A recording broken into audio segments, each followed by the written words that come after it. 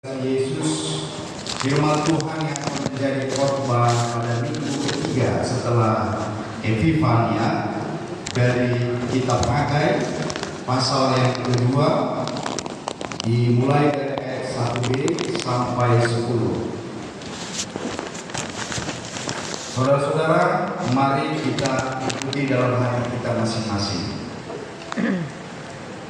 Pada tahun yang kedua zaman Raja Darius, dalam bulan yang ke-7 pada tanggal 21 bulan itu, datanglah firman Tuhan dengan peran-peran Nabi Hagai, bunyinya, katakanlah kepada Jerubabel bin Shealtiel, bupati Yehuda, dan kepada Yosua bin Yozadak, imam besar, dan kepada selebihnya dari bangsa itu demikian.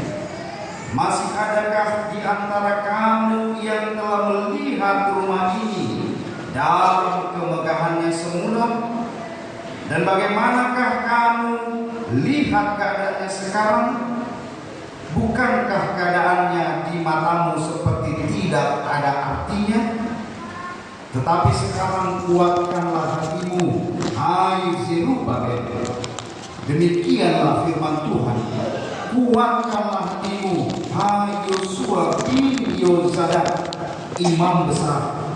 Kuatkanlah hatimu, hai segala rakyat negeri. Demikianlah firman Tuhan. Bekerjalah, sebab aku ini menyertai kamu. Demikianlah firman Tuhan semesta alam. Sesuai dengan janji yang telah kuikat dengan kamu pada waktu kamu keluar dari Mesir, dan rohku tetap tinggal di tengah-tengahmu. Janganlah takut, sebab beginilah firman Tuhan semesta alam. Sedikit waktu lagi, maka aku akan menggoncangkan langit dan bumi, laut dan darat. Aku akan menggoncangkan segala bangsa. Aku akan menggoncangkan segala bangsa sehingga barang yang indah-indah kepunyaan segala bangsa datang mengalir. Maka aku akan memenuhi rumah ini dengan kemegahan. Firman Tuhan semesta alam. Kepunyaan pula perak dan kepunyaan pula emas. Demikianlah firman Tuhan semesta alam. Adapun rumah ini, kemegahannya yang kemudian akan melebihi kemegahannya yang semula. Firman Tuhan semesta alam. Dan di tempat ini aku akan memberi damai sejahtera. Demikianlah firman Tuhan semesta alam. Bapak Ibu, saudara-saudara yang dikasihi Yesus, saya tidak tahu apakah hampir semua orang sama ketika menghadapi akhir bulan kurang semangat begitu ya.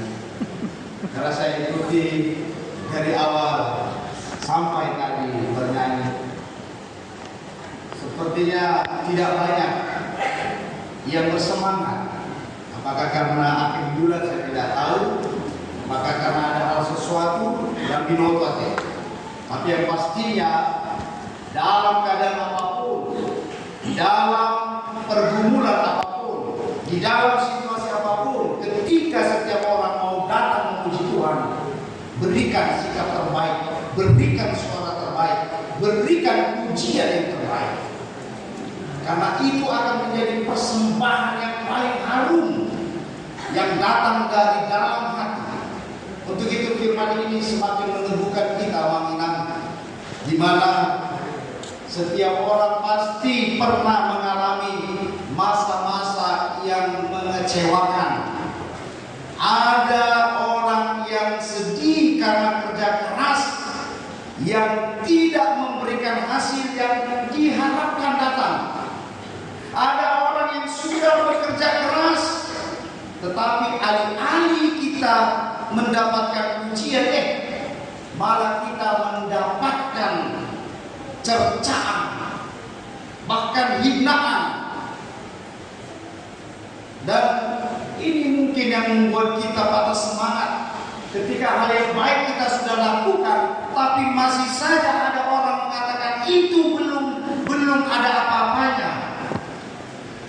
ada orang yang begitu mendengar, dia tidak sanggup lagi meneruskan pekerjaan yang baik itu, dia stop itu. Dan inilah yang dihadapi oleh bangsa Israel. Hampir 1 bulan mereka membangun rumah Tuhan, membangun bait Allah, tetapi hati mereka diliputi rasa sedih. Tumuludor manusia. Mengapa menginang? Karena ada orang-orang yang setelah pulang dari pembuangan Babel, ya mungkin itu orang yang sudah dikatakan lanjut usia, yang dulu masih sempat melihat bagaimana megahnya, besarnya rumah Tuhan yang dibangun Salomo, yang tidak ada taranya, tidak ada bandingnya dari kemegahan bangunan di dunia manapun.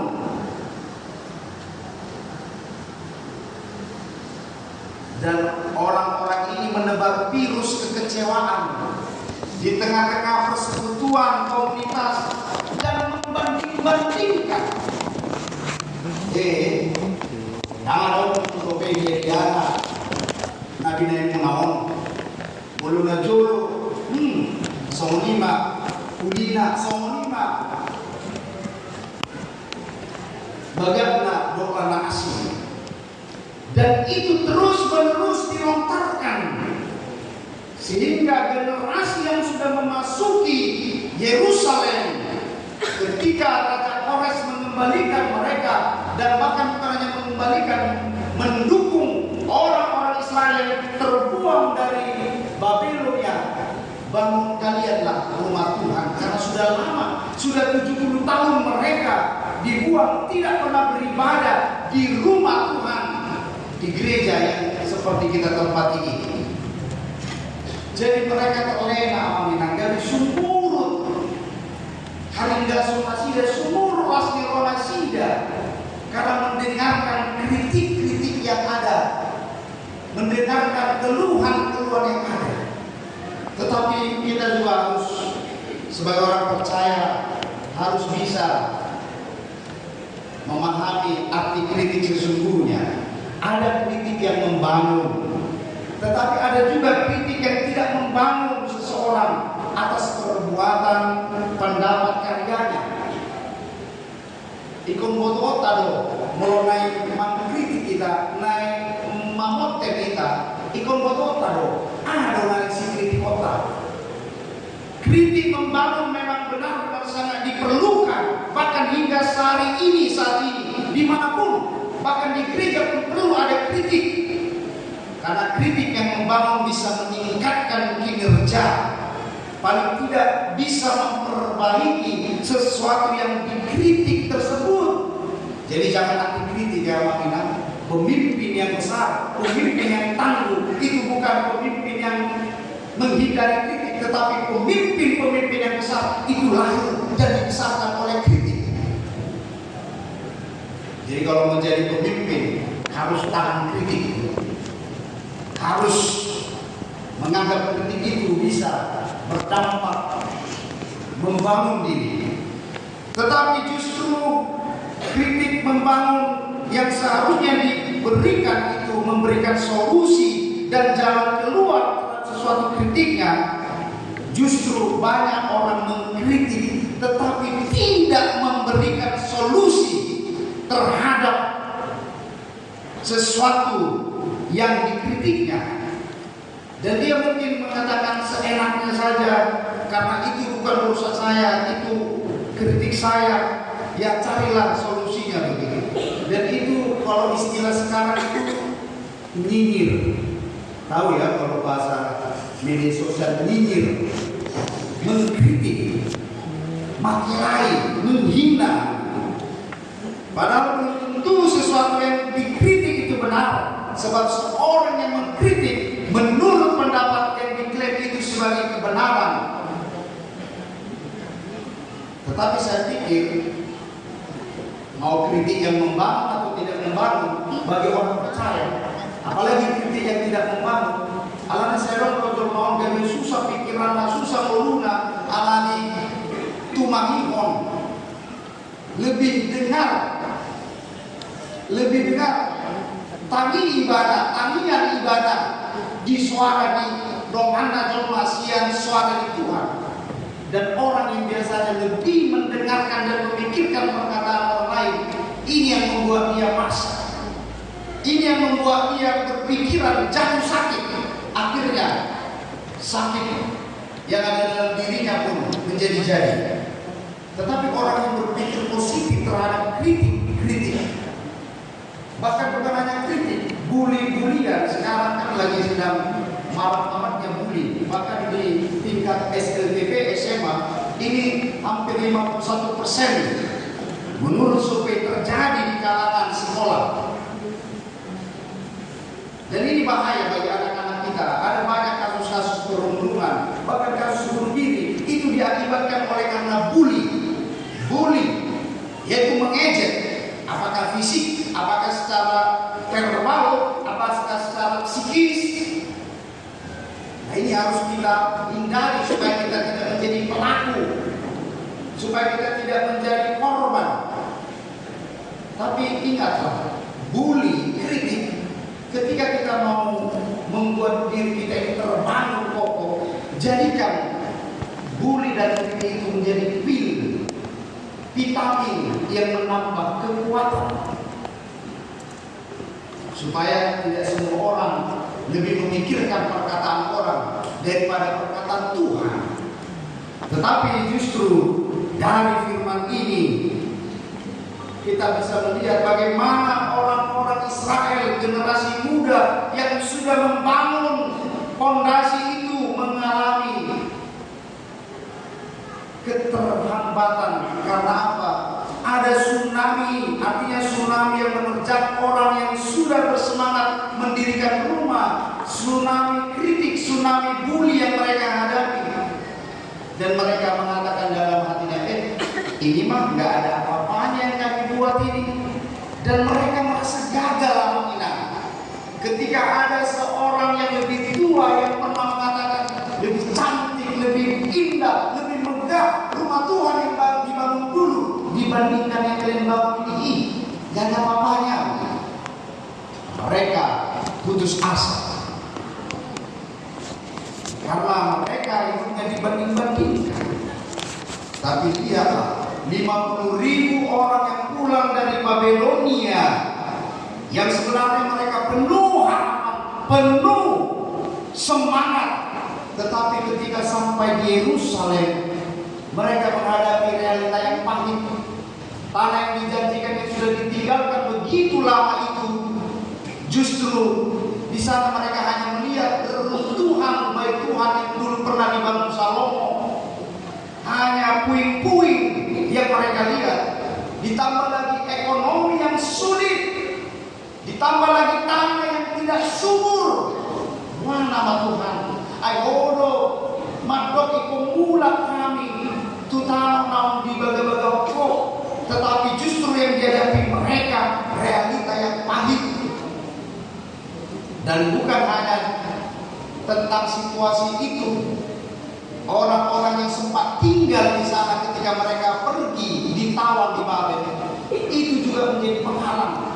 Orang-orang yang sempat tinggal di Yerusalem itu tidak suka dengan kedatangan mereka, dan mereka dihalang-halangi untuk membangun rumah Tuhan.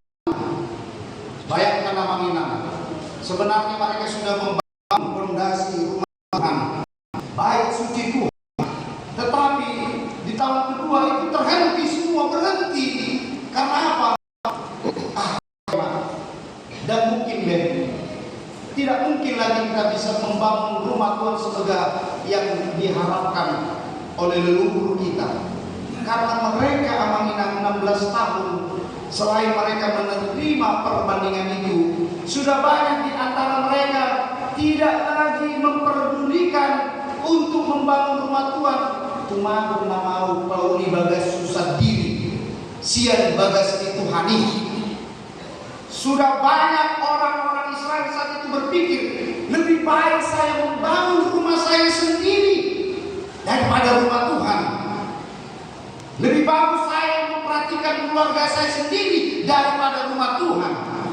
Tunggu pekerjaan saya bagus, bagus saya ikut membangun rumah Tuhan. Satu kuboto maka relevan domeon satu tiki sinuaemon. Apakah masih ada juga orang-orang yang tidak memperdulikan bangunan rumah Tuhan yang ada di dalam hidupnya?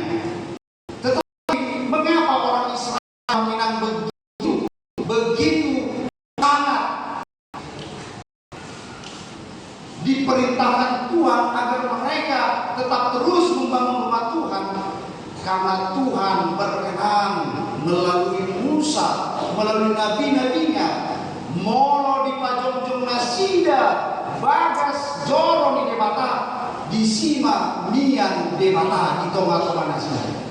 Itu tanda kalau rumah Tuhan sudah jadi dan rumah Tuhan sudah ada. Di situ Tuhan akan tinggal dan diam di antara orang-orang Israel. Dan itu kepercayaan perjanjian lama. Untuk itu Amang Inang, ketika kita melihat mereka motivasinya tidak lagi melihat bahwa Allah akan hadir, bahkan ada di antara mereka ketika membangun rumah Tuhan ada orang-orang yang mungkin ikut melayani, justru ada yang mengambil keuntungan dari pembangunan rumah Tuhan. Ada orang yang memotivasinya melayani Tuhan tidak benar. Artinya pembangunan rumah Tuhan itu dijadikan mereka proyek. Melebui mau siang paulihon bagas mituhani. Artinya semua dihitung-hitung, adanya keuntungan, adanya yang mendapat dari sini kalau melakukan. Jadi ada pelayan-pelayan yang saat itu juga menjadi tantangan bagi orang Israel. Ada orang-orang yang mengambil keuntungan dari gereja. Dan saya juga harus mengatakan, jangan sampai para pendeta, jangan sampai para pelayan penuh waktu, jangan sampai para halayak siapapun jemaat yang mencoba-coba membuat gereja ini sebagai proyek. Artinya proyek di situ semua menjadi uang bagi dia. Ada muriau, modal muriau tak mulai. Ale mulai dia semangat. Oke gas, siap, begitu ya. Artinya motivasinya sudah sama. Dan inilah membuat Hagai itu datang dibangkitkan Tuhan sebagai nabi untuk menggugah bangsa itu, untuk membangkitkan bangsa itu agar mereka tidak berputus asa, agar mereka tetap bangkit kembali menjalankan, meneruskan pembangunan baik rumah Tuhan. Makanya dikatakan di ayat 2 ayat 5 sampai 6, bekerjalah sebab aku ini menyertai kamu sesuai dengan janji yang telah kulihat kuikat dengan kamu pada waktu kamu keluar dari Mesir, dan rohku tetap tinggal di tengah-tengah kamu. Janganlah takut. Firmatodim, kuatkanlah, bekerja. Jadi dam naga di sumurut kita mengenang molotang patu papena mek dan di ida jolma dari ada dan di puji jolma alai tadadari mengulang nameketi. Walaupun kita tidak dilihat orang melakukan pekerjaan kecil di rumah Tuhan ini, bahkan tidak diberikan upah, pasti yakinlah berkat Tuhan kepada orang-orang tersebut dengan tulus itu jauh melebihi upah yang diterima dia daripada uang, daripada upah.